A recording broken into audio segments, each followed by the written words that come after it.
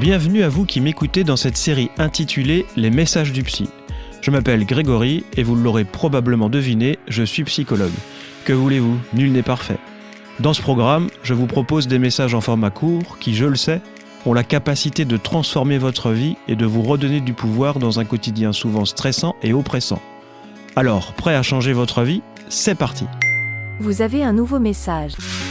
Star Wars, ça vous parle ? La Force, le côté obscur et les Jedi, vous y êtes ? Eh bien, c'est justement de Jedi dont je vais vous parler dans ce message et plus précisément d'une catégorie de Jedi que j'appelle le Jedi émotionnel. Ce dont je vais vous parler, c'est des pouvoirs de celles et ceux qui maîtrisent la force des émotions. Alors, installez-vous confortablement et gardez tout de même vos sabres laser à portée de paluche, on ne sait jamais. Plus sérieusement, je vais commencer par vous parler de l'idée de l'intelligence. En fait, l'idée que l'intelligence humaine est multiple et largement acquise au grand public. Ainsi, à ce jour, les psychologues, neuroscientifiques et autres docteurs du même acabit mettent en exergue 8 à 9 formes d'intelligence. Pour en citer quelques-unes, il y a l'intelligence linguistique qui se réfère au langage, l'intelligence logico-mathématique en lien avec l'analyse et la logique, l'intelligence visio-spatiale qui permet de se faire une représentation mentale du monde qui nous entoure, ou encore l'intelligence musicale qui se rapporte au fait de distinguer les subtilités du son et de la musique. Toutes ces formes d'intelligence sont liées, d'une manière ou d'une autre, à deux processus fondamentaux que je résume à l'aide de la phrase suivante. Apprendre pour agir de manière adaptée.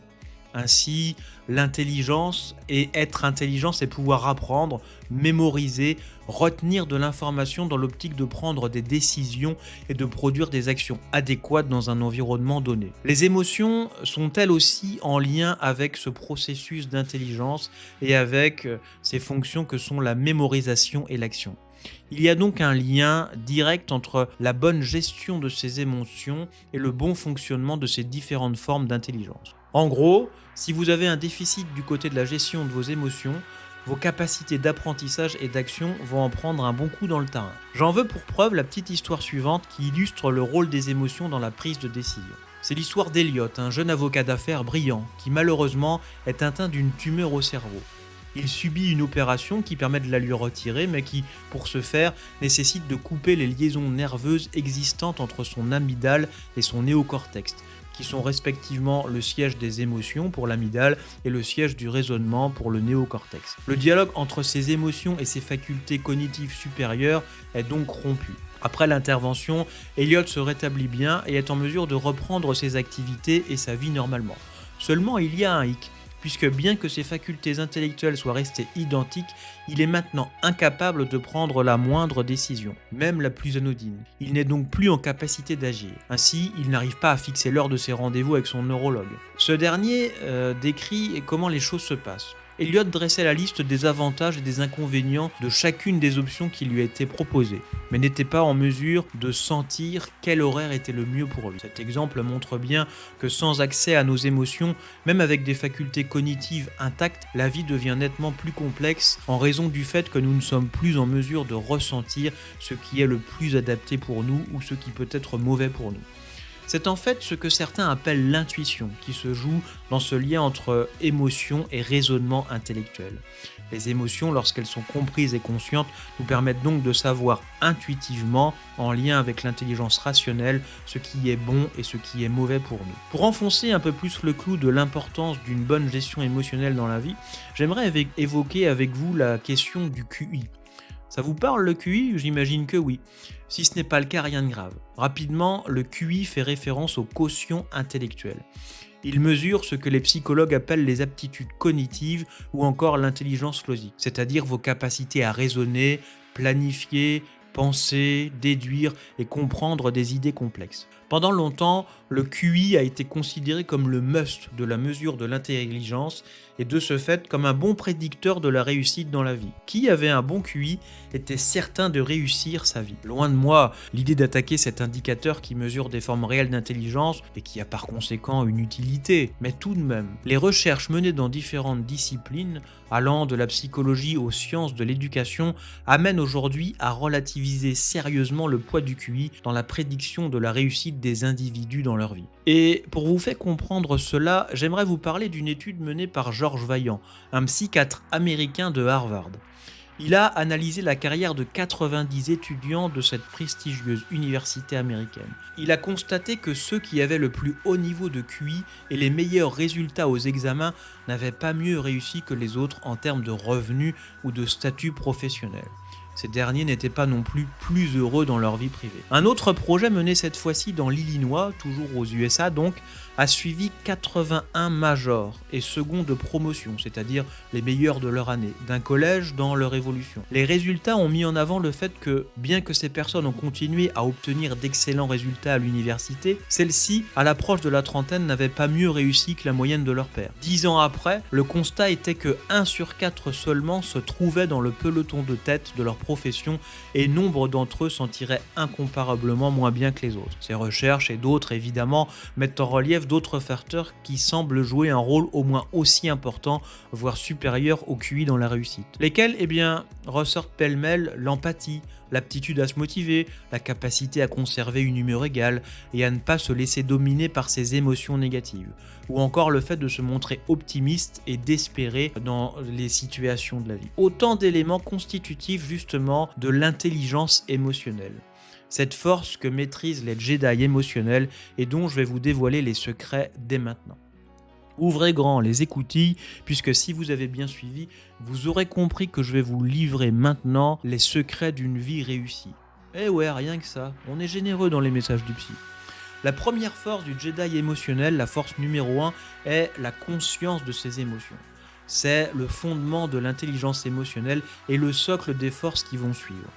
La conscience de ses émotions renvoie au fait de pouvoir identifier ses propres émotions et de les comprendre. Ainsi, tout bon Jedi émotionnel qui se respecte est en mesure de détecter, de nommer et d'exprimer ses propres ressentis dès leur première manifestation. Par conséquent, il n'est pas sous le contrôle de ses émotions puisqu'en ayant conscience, il s'offre un choix de taille, leur donner libre cours ou bien s'en affranchir.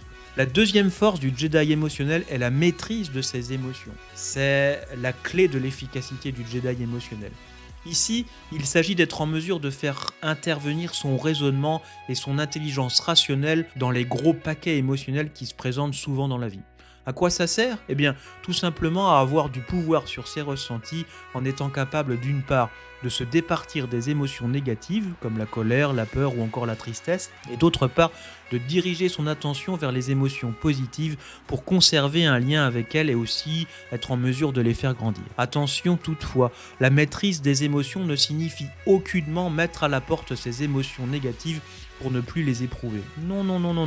Cela serait une grave erreur car, bien que douloureuse et pas toujours très sympa à vivre, les émotions négatives ont toute une utilité. En fait, l'idée de la maîtrise des émotions est plutôt de sortir de la lutte permanente avec les aspects pénibles des émotions pour ne plus en être l'esclave et ainsi surmonter plus facilement et plus confortablement les contrariétés de la vie. L'objectif est en résumé de conserver la possibilité de contacter les aspects positifs de l'existence qui sont, quoi qu'on en pense, toujours présents en toutes circonstances, fussent-elles pénibles et difficiles. La troisième force du Jedi émotionnel, c'est la capacité de se motiver. Voilà une force intéressante. Être en mesure de se motiver soi-même en toutes circonstances. Ne plus procrastiner sur les projets qu'on aimerait pourtant réaliser et par conséquent accéder plus facilement à l'accomplissement personnel. Cette force, je la nomme personnellement l'autodiscipline. Concrètement, la capacité de se motiver renvoie à deux éléments. 1. La capacité à supporter la frustration et à remettre à plus tard la satisfaction de ses désirs, ce qui n'est pas toujours une mince affaire.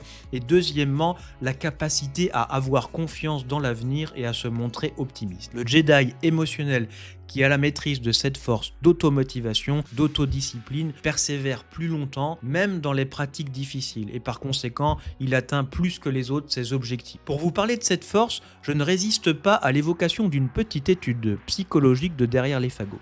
Il s'agit d'une expérience menée avec des enfants de 4 ans. Donc prenez des enfants de 4 ans, placez-les dans une salle et faites-leur la proposition suivante.